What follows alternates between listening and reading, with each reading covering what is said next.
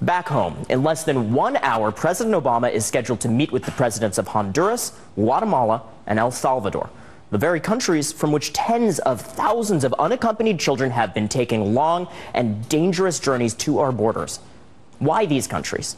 Well, unbelievable violence. The UN estimates that in those 3 countries alone, there are 70,000 gang members. And some of those leaders of those countries are blaming the U.S. Honduras' president told the Washington Post today, quote, that the U.S. has enormous responsibility for this. He elaborated even further with our own Jose Diaz-Balart and said it's America's demand for drugs that is killing his people.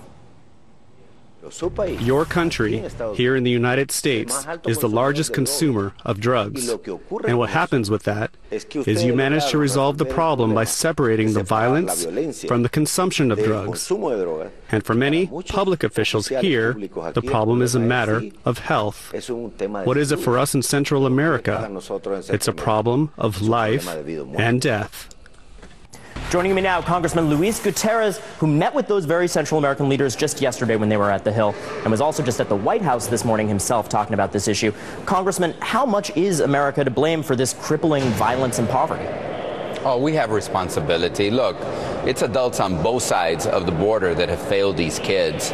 You know, we have an insatiable demand for the drugs, but at the same time, let's make it clear.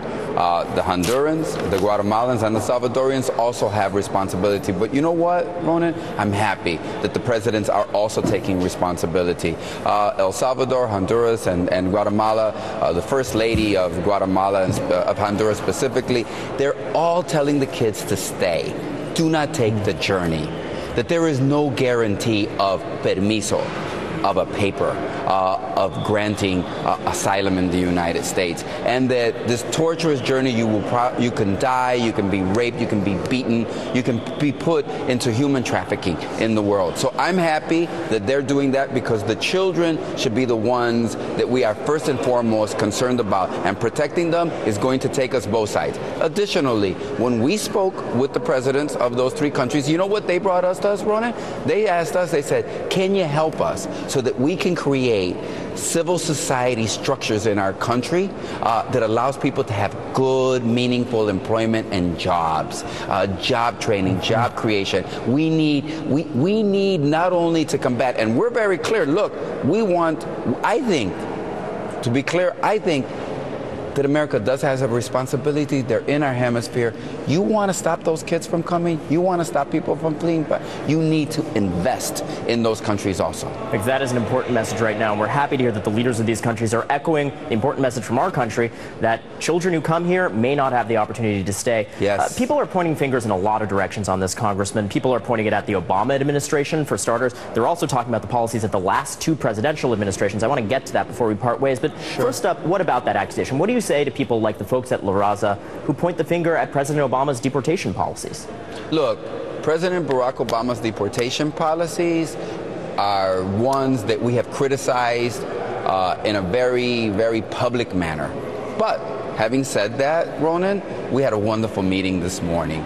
Given that this do-nothing Congress is going to live up to its name and do nothing about our broken immigration system other than demonize children at our border and take away protections that they have against human trafficking, and want to take away from the dreamers. You know, they want to now say to all the dreamers, all 600,000 of you, we want you first and foremost deported if we're going to put any money to protect children. I mean, that's the Republican response.